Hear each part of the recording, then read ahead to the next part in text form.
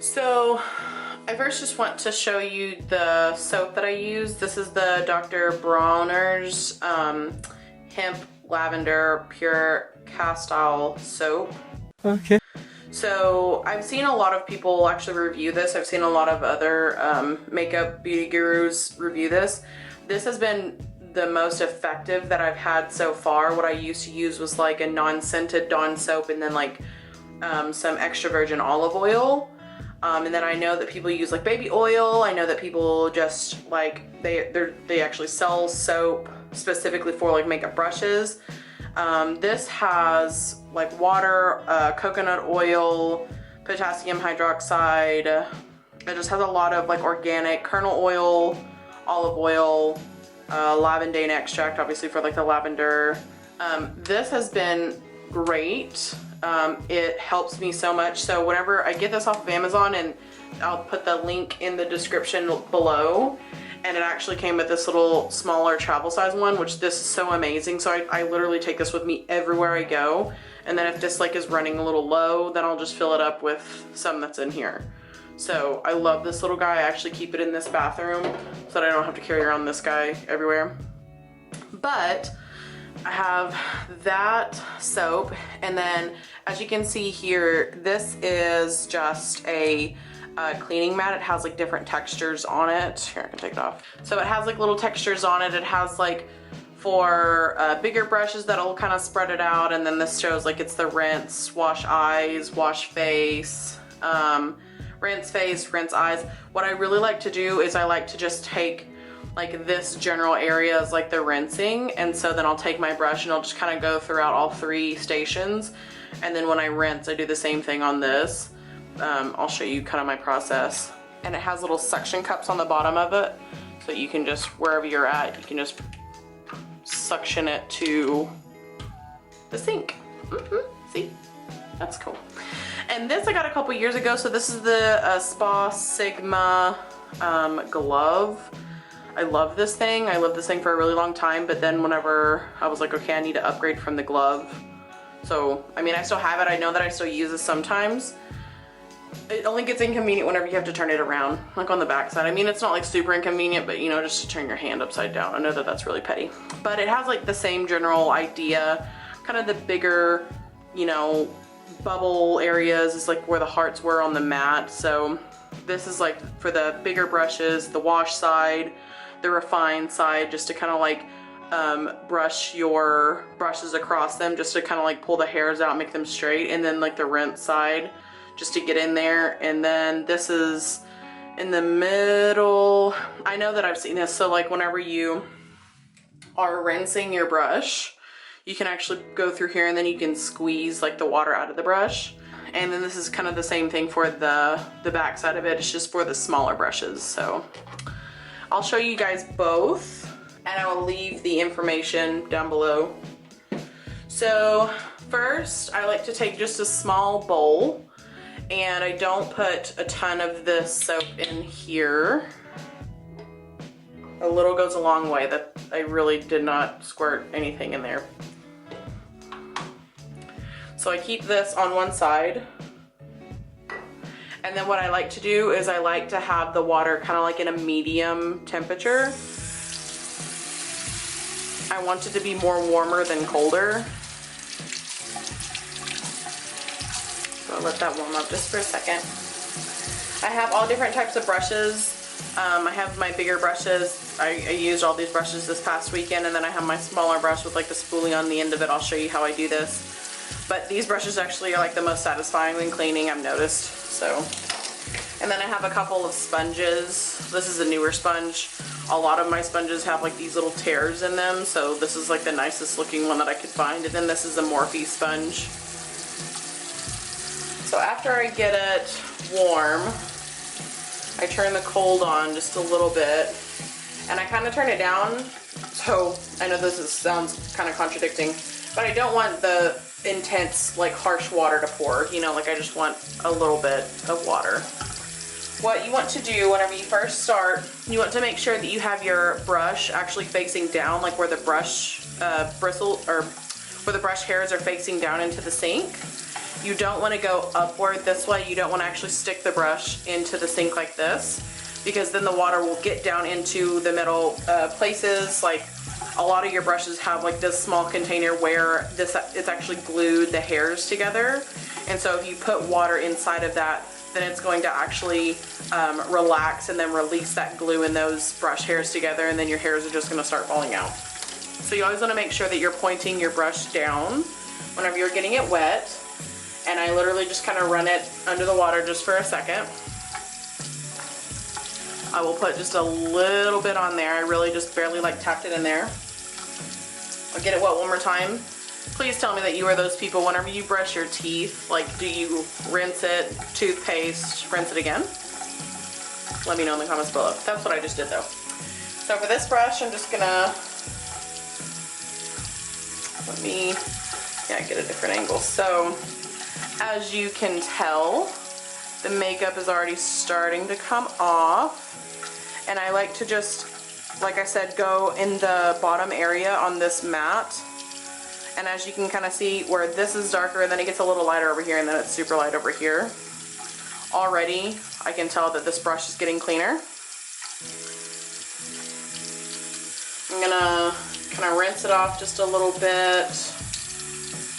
And I kind of like to rinse my mat because I don't want to rewash it with dirty soap. I will dip that in there just a pinch one more time. And what kind of what kind of shows me that the brush is clean is whenever I get the white soap. And make sure, what I like to do, I like to actually brush it, making sure that I'm getting into, you know, any deep little areas up in this area, up here. Running your fingers through it, just making sure that you're not missing anything. I'll do that. Run it under the water really quick. And then what you can do with this is you can just sit here and rinse this off. See, as you can tell, there was obviously still a little soap in it. I couldn't have just moved on. I like to actually push into the middle just a little bit. I'm not applying too much pressure whenever I am pushing in the middle, but I do like to just kind of push in the middle just to make sure that there's no soap in there. And then what I'll do is I will just kind of squeeze it from the rim where the metal piece ends, and I will start to squeeze this out. What I can typically tell whenever I am cleaning my brushes is if there's still soap or anything in here, then soap will actually squeeze out of it. So I'll put that to the side. There, now that I've done all the moving, hopefully I don't need to move you guys anymore. So I just like to clean that off. I'll take my bigger brush. This is my like bronzer brush. It's super, super dirty. And with this, I like to get it wet, like especially where the makeup is. Sorry, no, I kind of panned that out. I like to get this wet, especially like where the makeup is. And then on each side of the brush, I will actually tap into it because this is a bigger brush, and see how much we still have left. So I have some soap on here. I'm gonna just get it wet one more time. Look at all these chickens.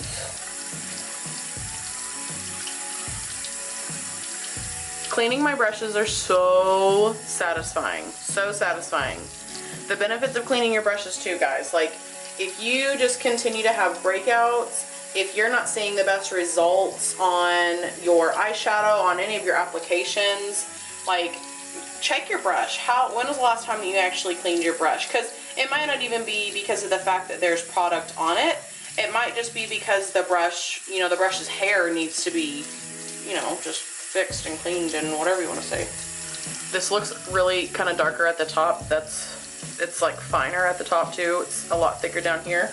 What I like to do, especially with my bigger brushes, is I will just go back in, make sure you can kind of see that there's some suds left. And I want to make sure that there are 0 suds. Okay, I'm not getting any suds back. Good, good.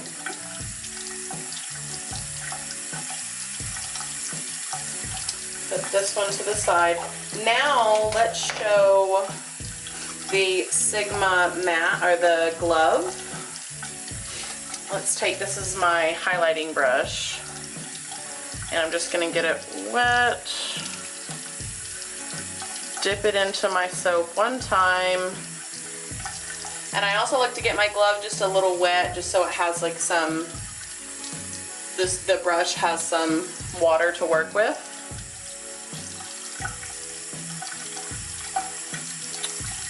And I just go around my entire glove. I kind of rotate the brush a little bit. I'll rinse this off. Rinse the brush off a little more.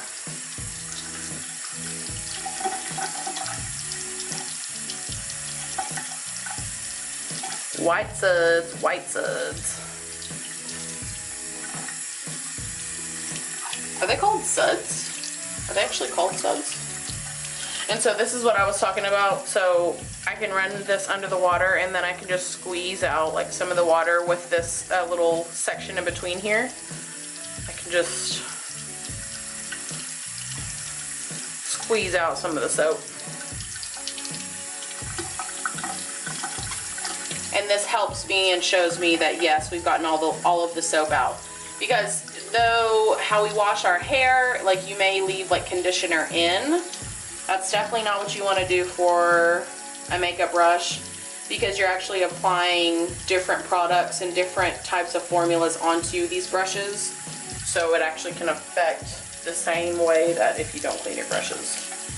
Here's a blending eyeshadow brush. Dipped it in there. Use the other side of this.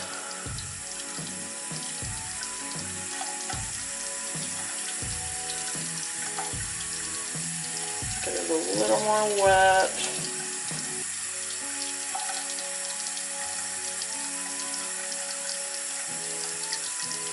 And as I'm doing this, I'm kind of just like rotating my brush back and forth.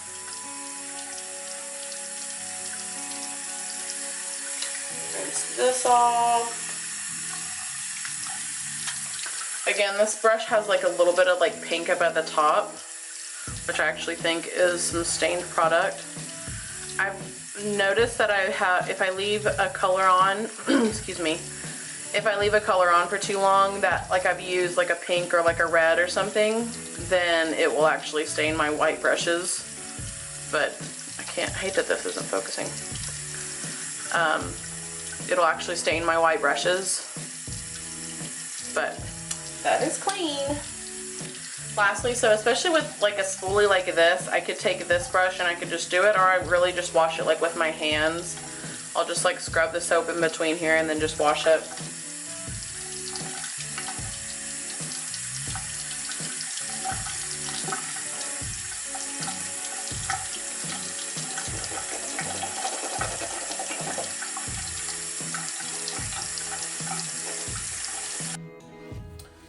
So apologies in advance for the shitty quality. I had to resort back to my iPhone because my camera, as you guys know, completely hates me. So, what I like to do with my sponge is I actually like to get it completely wet. As you can tell, that side's a little bit cleaner than this side. I'm gonna dip it into my bowl, and I like to get my sponge real soapy. I just kind of like rub it in, and then like I directly go for the area that has the makeup product on it, and I will specifically just kind of work that in on all ends of it.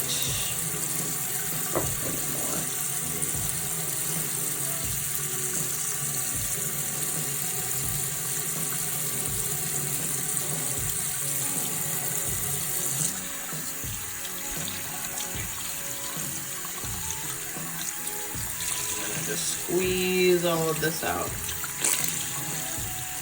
And this takes a couple of squeezes. I like to let it like refill back up with soap or with water. And so then I'll sit here and squeeze all of this until I feel like the soap is actually out of it.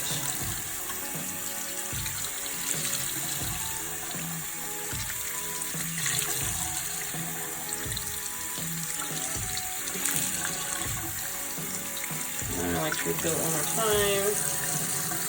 Make sure that all of the suds are out of it. Reverse squeeze this really hard. Nothing's coming out. And voila. We have a clean sponge again with a little bit of a tear. And there you have it, folks.